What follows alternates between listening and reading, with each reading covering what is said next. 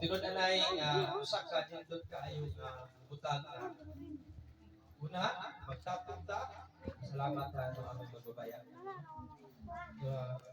Yun nga siya ang naghatag kinabuhi. Kay di pa din nato mataghan ang kinabuhi. Karon nindot pa kaya pagsusunod kinabuhi. Di nato mataghan kay dili man ato. No? So, dili ka butagon ato ilahon ang alagad sa Ginoo. No? Una, pwede ka alagad sa Ginoo madagway. Wapo. Dapat sa Ginoo nga naa say alagad sa Ginoo nga gwapo kay ihatag diri sa ato panagtigo. Unya, atong abrihan ang atong mga kasing-kasing atong mudahunan atong kinabuhi. So, nakakaroon si usap kini kaalagan sa dito gigapit sa daghanan ng mga katubigan sa nagkalaing dapit. Nagmantala sa pulong sa Ginoo. Gawas ka nagpantala, nag-ampo og mga masakiton. So, salamat sa Ginoo kay ang Ginoo nagauban nga ng kaniya, ang gahom sa Ginoo kanunay naabot nga ng kaniya. So, gigamit lang kini sa Ginoo sa dugay ng panahon uban sa iyang mga kauban. Na dinhi mga gwapo gwapa naliwat ra kini silang pastor, napon ang iyang asawa sa atong pastor karon, napon ang mga anak. So dili na kay nako ni dugayon kay excited na ko mabinaw, no? Dili tanan nga mo tindog istorya gwapo. Pero ang ato karon paminawon gwapo kay ka pastor. Atong pagpakan na Ginoo sa kinabuhi ni Pastor Edison Hoja.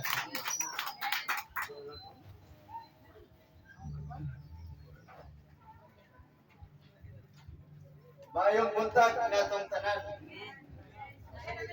Ilang dilupad dire na maayad na buntag ni ulan. Ayun ang sulod. Ang ayad na ito. Pagtisgo. Biya masulog. So sa magkausa may buntag, of course sa atong host Pastor Flor ug sa iyang mister, ibong pamilya Suo. Ato palakpakan ang atong host pamilya Suo. Of course, ang mga missionary din sa Hugugon, Pastor Inday, Pastor Audrey, Pastor Tidor, ay Tidoy. Praise the Lord. Ito palakpakan si Lord na mga uban sa akong mga kauban sa church, mga youth pastors dire, Pastor Romel, Jitma, si Jackie, pagmangkon.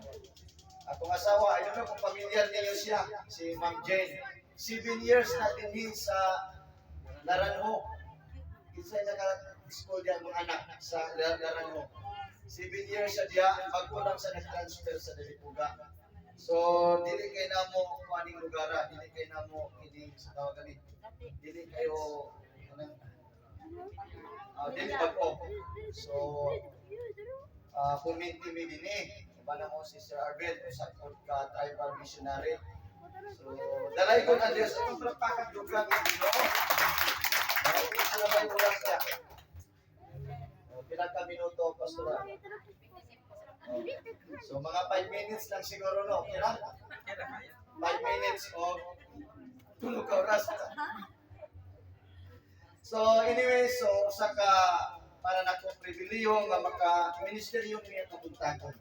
So, ang gadiring na ito karon is to dedicate aning prophet. Salamat sa Ginoo. Ihalad nato ni tungod kay i-recognize nato ang ownership sa Ginoo. Meaning ang tagiya ba? Ang Ginoo may tagiya ni tanan. Anyway, makita tong kinabuhi tanan. So, anyway, tuguti ko magampo alang siyang pulong na ato yung madawat, atong ma-absorb o atong masabtan. Magampo tanan ito naman. Diyos na magagahom sa tanan. Diyos ni Abraham, ni Isaac, at ni Jacob. Ikaw sa gihapon ng Diyos sa mga apostoles o kantong karon, ikaw mo ilang among Diyos. Pinaagi sa kauhanan ng ngalan ni Yeshua sa pangalan ni Kristo Jesus na among Ginoo o manluluwas. Ining adlaw among gihalad kanimo lakip ang among matag usa ni kabuntagon. Hatagi kami sa iyong mensahe nga maglipon o magdasig sa among kalag. Nga labaw sa tanan ang kang inhon nga among Dios sa among kinabuhi. Manlalaban dalampanan kasaligan sa tanang panahon. ang imong pulong Ginoo mo'y kinabuhi namo. Dili mausig ug di masayang imong pulong ining kabuntag karon. Og mamunga ni og mga dagkong butang sa matag usa. Si bisan kinsa karon nga mitog mo dawat sa imong pulong, dili siya magmahay tungod kay imong pulong o Dios muhatag kaniya og kasiguraduhan ingon man kalinaw kalipay sulod siya kasing-kasing. Dalay kung kaaman ni kabuntagon, himayag dumog alang kanimo sa walay katapusan pinagi sa kadakog sa kamahal sa pangalan ni Kristo Jesus nga mong Ginoo manluluwas ang tanan kagingog. Amen. Amen. Praise the Lord. Now, nakadumdum ko mga kaigsunan, i-invite ko og sama ani maghalad og tindahan og balay dito somewhere sa Claveria kasi nakadto Claveria. Bukid ya po na, naga po yung mga tribo dito. So nakadumdum ko dito, nagahalat ka o tindahan. Galit yung tindahan na may sulod. Dindot din gawa pa sulod. Ginawa pa yun. Kaya sulod adlaw, puno is Ginoo. Amen. So naitabo dito mga kaigsunan, ako na i-share sa inyo, tungkol kaya ako po mismo, naglasik ko sa ilang testimony. Kaya human sa among dedication dito, pagka pila, I think months lang, nag-message ang post dito pamilya sa nahitabo. Abi ninyo sa nahitabo dito sa balay, giransak yung balay, gisudlan dito kawatan. Karon mga kaigsunan, kay gisudlan magkawatan, kamalumon sa gituan sa Diyos. Sa pastor, sa pastor, kay bulungan ang buwan sa Ginoo. Nakita nila ang comparison kung ang balay na ay mga pag-ampo. Labi na pagsugod na imo yung giilang Ginoo, i-acknowledge nimo ang Ginoo nga may tagiya. Siyempre kung Ginoo ay tagiya, manalipdan sa Ginoo. Unya gideklara nato nga nay manununda nga mo take charge anang balay. Karon makaigsunan kay mi ati, andun ang yawang pangawat. Of course, wala na trabaho yawa pag pangawat gyud. Wala sa lain huna-huna sa tao, kawaton niyang kinabuhis tao, dauton niyang kinabuhis tao, kubaon niyang imong tumaw. So noon pa na ito mong pagkaisunan, tubutan sa Ginoo nga nasudlan ng kawatan. Pero mao ni gibuhat sa Ginoo. Kung intervene ang Ginoo kung siya may tagiya sa usa ka property. Dili yung tubutan sa Ginoo nga mangawat nga kawaton ng atong mga property. So karon makaigsunan mo nito pagsulod sa kawatan sa balay, misulod dito sa iyang bintana, nakasulod dito. Mao niya ang amazing ay tabo, ingon ang tagiyang balay. Sabi ng pastor, gamay na lang kay kulang.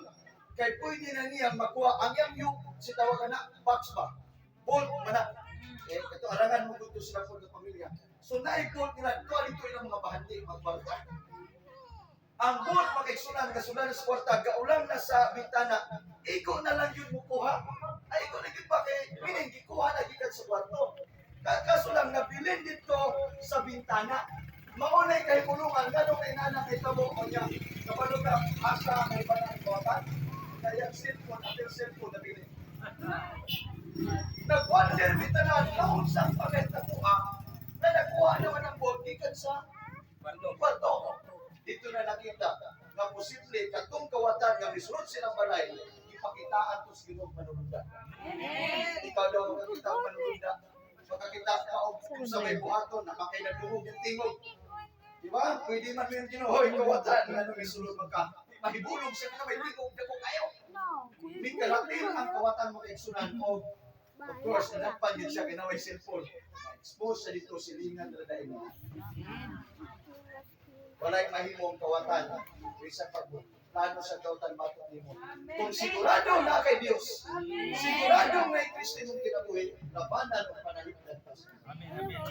Praise the Lord. Dako na nag-share ninyo, at least mag-boost ang atong confident, ang atong pagtuo, na nindot day kayo kung nasa Dios sa tuloy.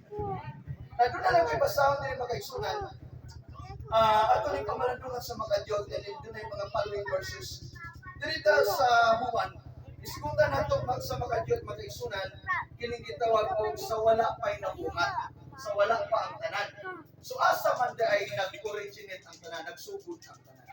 Now, dito sa Juan 1, gikan ta sa versikulo 1, sa wala pa'y nabuhat, bisan unsa, ang pulong diha na.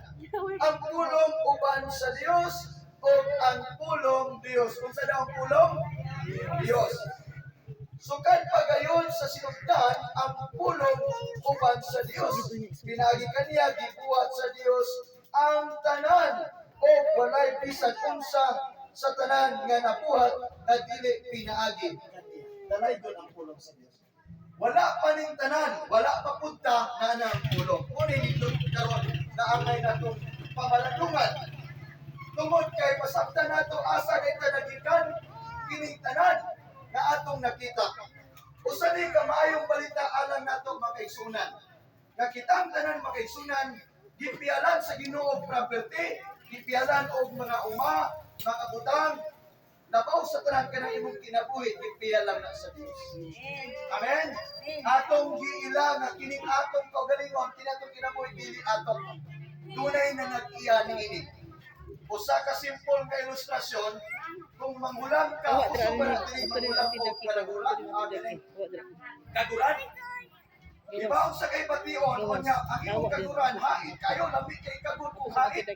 Unya sa diyang gihulman niya gihuli wala gibang-gibang na dili na yun makagot og lubi. Di ba mas ugod siguro ta unsang ni manghulam kaguran nga hain papunta kay to niya karon gihuli hasta daota na.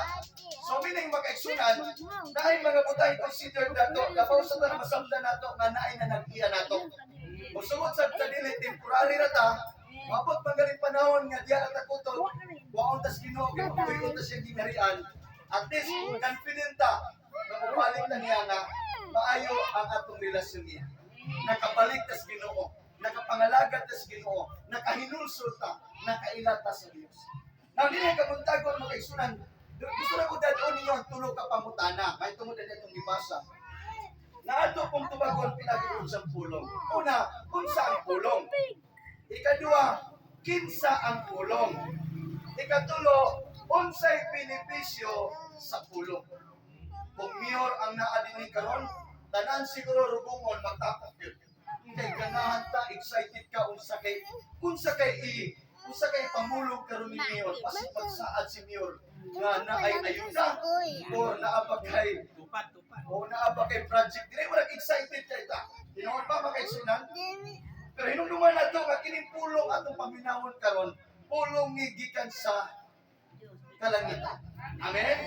Pulong ni nagikan mismo sa Dios, pulong ni nga di gyud mapakyas matod pa nila kung ang politiko daw mamulong posible daghan kayong dili tumanon. Pero kung ang Dios may mamulong makaigsunan, suplihan ko kamo, walay pulong sa Dios nga di niya tumanon. Ngano? Kaya ang pulong Dios man mismo. Kung unsay gisulti, 100% garantisado nga mao nay mahitabo. Matod pa sa book of Numbers chapter 23 verse 19 or 19 verse 23, na siya ang Dios dili sama sa taong magbakak. Kay dili siya anak sa tao nga kinahanglan maghinulsol. Apan kung siya musulti ang pagabuhaton, kung siya musaad, iya gayong pagatumanon. So mga kaigsunan, morning nindot kayo atong pamalandungan. Kay kining nanulti nato, Dios ning mutuman siyang pulong. So unang pangutana unsa ganito, unsang pulong? Ang pulong Dios. Pagka natong pulong. Morning good Dios. Ang tanang butang imong makita, matod pa sa Genesis, kining makita nimo kabukiran mga tanong. Gibuhat ni sa Dios pinagi siyang pulong. Pag-ingon sa Ginoo nga adunay langit mitunga ang langit, adunay mga kabukiran mitunga ang kabukiran, adunay mga tanong o mga mananap mitunga ang mga mananap. Pinaagi lang sa pagsugid sa Dios. Mao nay kahong sa pulong. Kitang tanan namatay dagang pangandoy. Nag-ampo kita Ginoo ang among mga project maayo ang abot. Mao nay tong pagampo. Og ang Dios malipay mo tubag anak. Pero dunay mga pangutana siguro nato anong hantod karon wa pa man yapon ko gitubag. So na pangayoon na to sigurado gihatag na sa Ginoo. Pero kung walay Dios sa imong kinabuhi, mangugat na lang kag ampo, manguba na lang ka, magsige na lang siguro tag pagbagot mo sa Ginoo nganong hantod karon wa pa man gitubag. Pero kung naay Dios sa kinabuhi, makaingon ko nimo tubagon gyud lagi sa Dios. Kung di pa karon basig ugma, kung di ugma basig sud-adlaw, basta kay by faith pinagis pagtuo, kumpiyansa ta nga dunay gyud panahon tubagon sa Dios. Amen. Nagtuo matini panalangin, patampo ni Pastor Flor ban siyang bana. Niabot yun ang panahon. Amen. Ihatag sa Ginoo kung kamo mo submit ani nga leadership, musabit mo ani nga pamilya, kung unsay panalangin gusto i-pair sa Ginoo nila, apil mo makabenefisyo. Amen. Muna pagkamaayos nila. Unsay gisugdan sa Ginoo, iyan ang tumanon, iyan ang humanon. Amen. Kung nagsugod na sila pagpanalangin kaninyo, gusto sa Ginoo na kanunay yan ang buhaton. Amen. So unsa ang pulong? Dios. So ang tanan gibuhat sa Dios pinaagi sa iyang pulong. Anak kanindot karon paminawa makigsunan. Kay ikaw wala ka gibuhat sa Dios pinaagi sa pulong. Morning good news kay nato karon. Naatay gitawag og uniqueness sa matag individual nato. Kamantay ka, diri sa Krugumon, daghan man naman yung tao diri. Pero wa gid siguro kakitag silingan or bisan sa tipo Krugumon na parehas gyud mo dagway. Nabaho wa gid no. Ug wadto mo sa amo dito sa Iligan sa syudad. Samot gyud wa gyapon mo kakita dito. Kay mga mistiso ning naa sa bukid. Amen. Ato palagpag ka Ginoo. Amen. Ang tinuod ka mga igsuraan, naabas mo kilan. Kanang nasa bukid, ang mato pa nila, Pastor, mga piki na nagdagway sa syudad. Ano kang piki? Eh, uban na kuno, ipataas ng ilong, bisan dili day tuod. Ang uban, bisan wala na aping, paburot ng aping. So, ang tinuod ka mga igsuraan natin sa bukilan. Kaya mga original nga dagway nga bibuhat sa Ginoo. Amen. Amen. Hallelujah. So, kitang tanan gibuhat sa Dios sama siyang panagway. Ato pa sa Genesis chapter 2. Now, puno na ani makaigsunan. Busa ayaw kaguol matag adlaw. Hinumduma kanunay nga palangga ka sa Dios kay gibuhat ka sama sa panagway sa Dios. Kung unsay kahintang sitwasyon nato karon, ayaw kayo pagbasula imong kaugalingon bisan ng pamilya. Pasalamat kay buhi ka. Amen. Meaning napay tuyo sulod. Now, kinahanglan masabtan nato ni aron guided ta dinis babaw sa yuta. Aron kabalo ta usaon nato pag-ila Dios, usaon nato pagkalagad ang Dios na iyang pulong. So inumdumi nga gibuhat ta sama sa iyang panagway. Na try to imagine kisama man ta sa panagway, unya gibuhat ta gihaguan jud sa Ginoo. Tuman jud niya. Unsay gusto niyang kaunon naa diya. Unsay gusto niya nga buhaton sa tanaman, magbuhat niya tungod kay naay gahom ang Dios, tungod kay naa ang glory, na ang himaya, na ang kaalam sa Dios yung kinabuhi. Antod na ang panahon, subo man nga nakasala at ng dinikanan. Muna nga hangtod karon kitang tanan, makaingon ko ta sa itong pagalingon nga makasasala ko. Bisa pag niyon ka nga, wala man dyan kayo sala, pastor, di wak man kayo kultra silingan, may makitao, pero wag ka kabantay, sa imuno na pala, makasala dyan ka. Tinuod ba? Di kita kaingon nga perfecta ang ka nga may man kung tao kay manghinatago mo kung sutan silingan. No, hindi na kagarantiya manghinatago kag sutan. O di mo na garantiya mo ka nga mahilig magpahiyom sa atong mga kahigalaan. No, sa ato palang muna. Meaning namansahan yun ta. Sa dang nakasala ang una na Dominikanan, kitang tanan, nahimong corrupted ta. Kung sa itong una, makasala ta. Muna ang ginanglan ta karon sa gahom sa Dios. Kaya usay kaniya itong una, mo ni ang decide sa itong pagalingon sa una ka di maayo.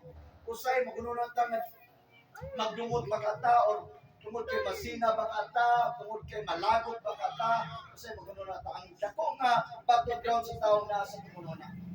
Bisan pag hindi mo ngalan perfecto pero nainindot imong apelyido, masalay pud dako. Amen ba mga kaigsunan? Pero ang good news karon mga kaigsunan kay wala na usab ang Dios. Amen ba? So ang pulong wa pud na usab. Mudangop gyapon ta siyang pulong.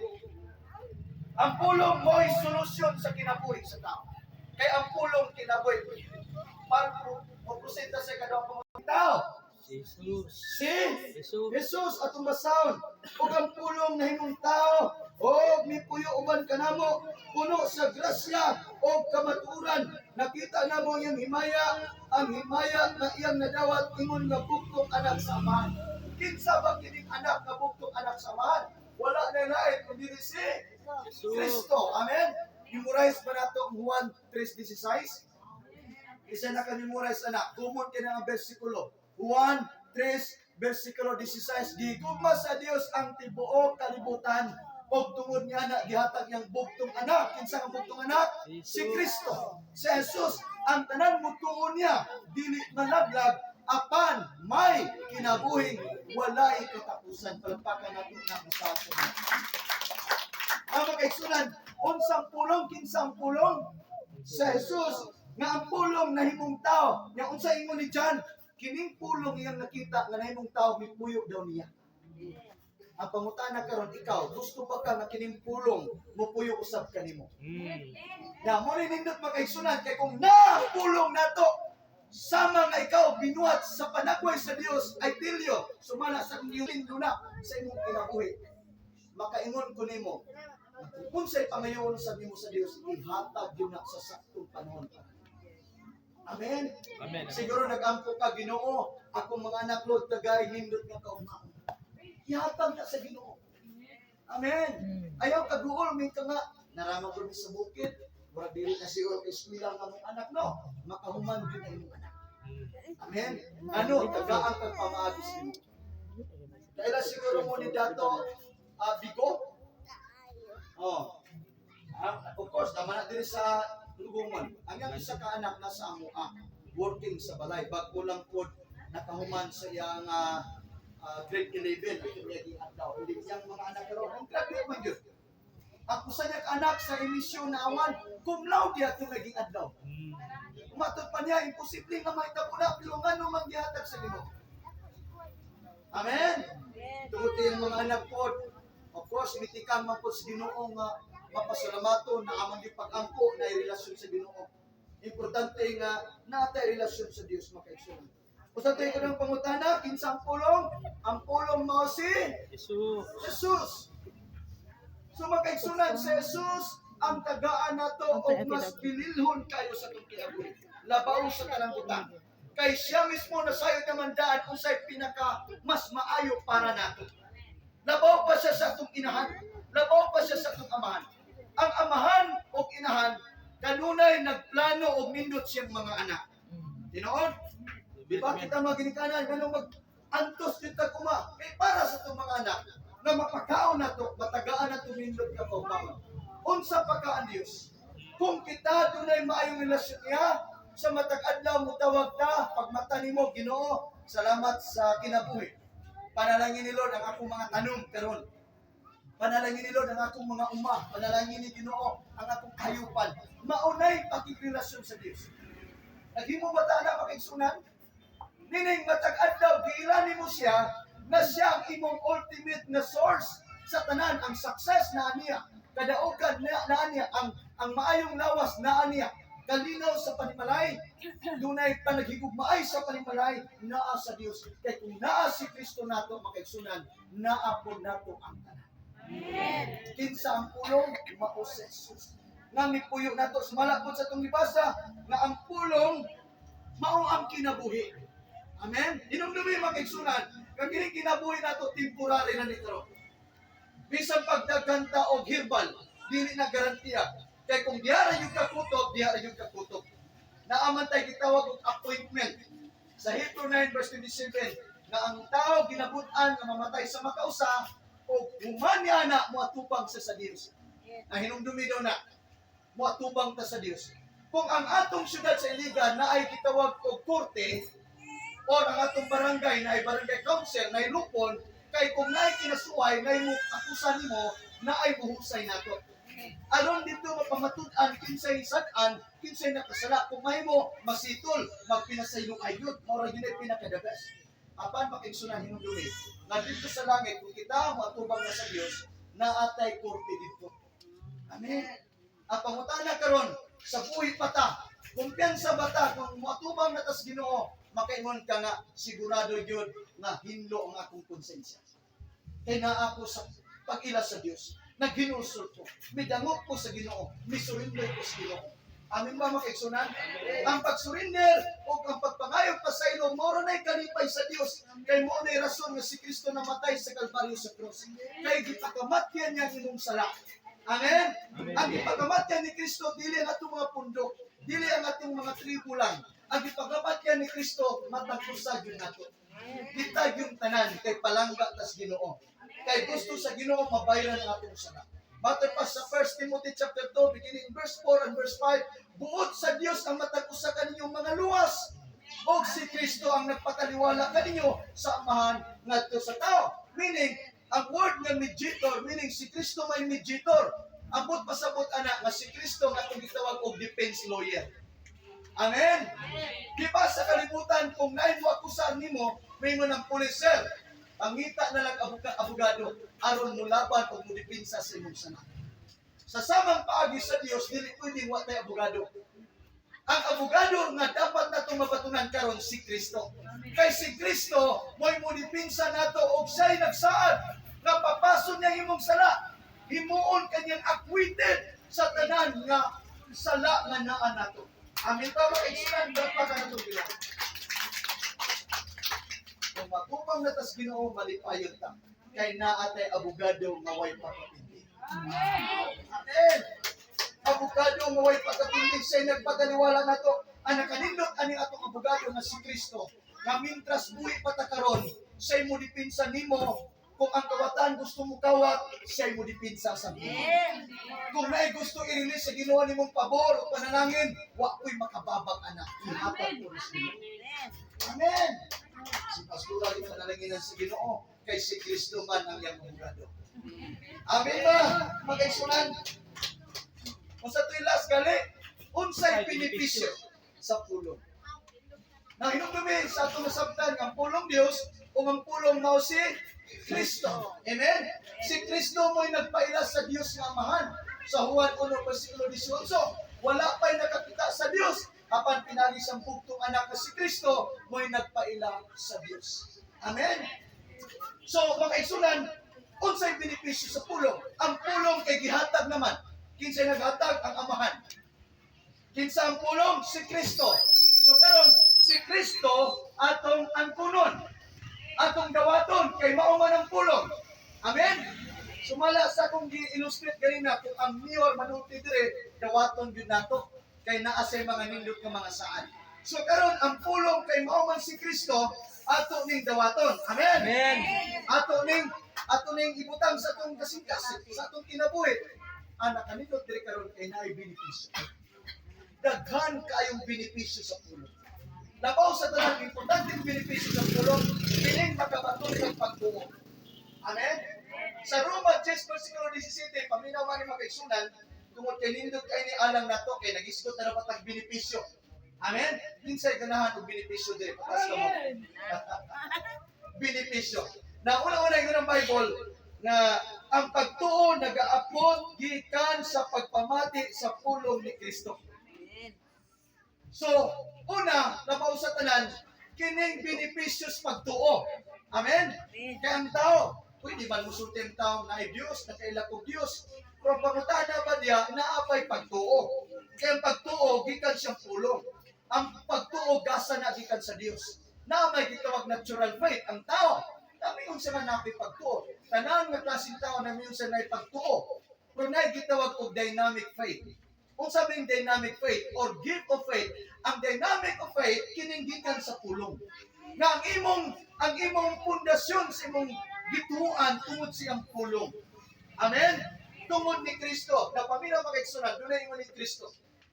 Kung doon na tayo pagtuo sama sa liso sa mustasa, makahimo ka sa pagmando sama ng kabukiran, mubalhin gatos kadagatan.